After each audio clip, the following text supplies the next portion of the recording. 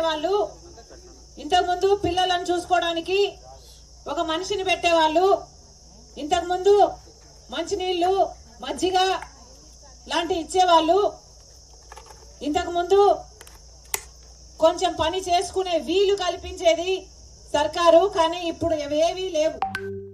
అవునా? మంటుని ఎండ, ఇంత ఎండలో కూడా మేము 4-5 గంటలు పని చేసినా కూడా కనీసం 250 రూపాయలు కూడా రావటం లేదు. ముసలోళ్ళకైతే 150 ఇస్తారు ఎండలో పని చేసినా.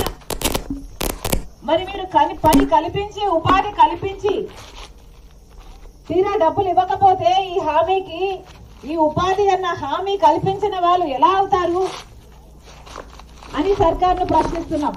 మీ తరఫున మీలో ఎవరైనా వచ్చి మీ సమస్యల గురించి మాట్లాడితే, ఇది నేను మాట్లాడటం కాకుండా మీ సమస్యల గురించి మీరు మాట్లాడినట్టు ప్రపంచానికి కూడా తెలుస్తుంది. ఏమా ఎవరైనా వచ్చి మాట్లాడతారా? అమ్మా, మీ సమస్యల గురించి మీరు మాట్లాడకపోతే ప్రపంచానికి మీ సమస్యలు తెలియదు తల్లి. సమస్యలు మీ ప్రపంచానికి, మీ సమస్యలు తెలియకపోతే మరి మీ సమస్యలు పరిష్కారం ఎట్లా అవుతాయి?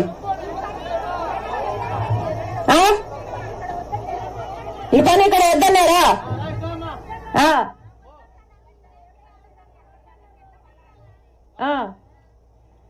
కనీసం ఇక్కడ పని అంతో ఇంతో 150 రూపాయలు 200 వచ్చేది, కనీసం అది కూడా ఎత్తేస్తాము, తీసేస్తాము అంటున్నారా?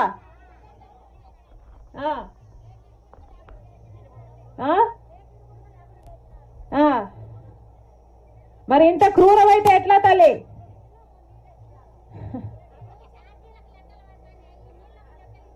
అప్పుడు ఛార్జీలకు లెక్కలు ఇస్తున్నారు, టెంట్ ఇస్తున్నారు, మంచినీళ్ళు ఇస్తున్నారు. అప్పుడు ఈ గడ్డపార్లకు దీళ్లకు కూడా డబ్బులు ఇస్తున్నారు, అవి కూడా ఇస్తున్నారు. అయ్యే ఇవ్వడం లేదు ఇప్పుడు.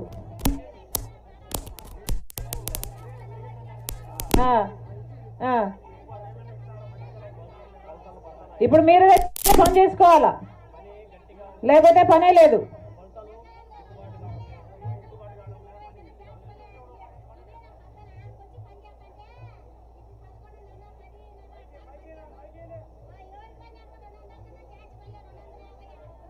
$200 కంటే రావడం లేదు. ఛార్జీలు మీరే పెట్టుకొని రావాలా.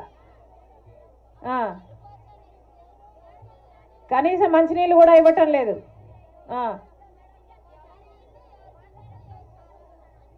మీరే తెచ్చుకోవాలా.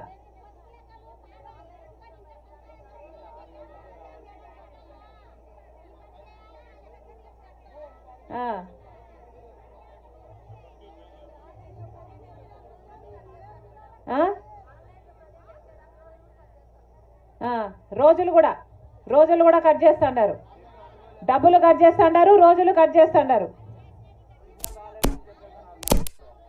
సిగ్నల్ అంటే పేమెంట్కి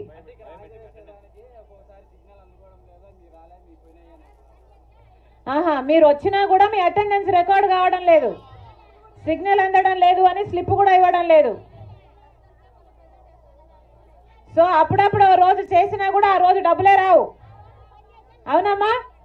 పని చేసినా డబ్బులు రావు. ఒక్కొక్క రోజు 6 రోజులు పని చేస్తే 3 రోజులకే వస్తున్నారు. అంతేనా? అంటే మీ శ్రమను కూడా దోచుకుంటున్నారు అన్నమాట. అర్థమవుతుందా తల్లి? మీ శ్రమను దోచుకుంటున్నారు. పని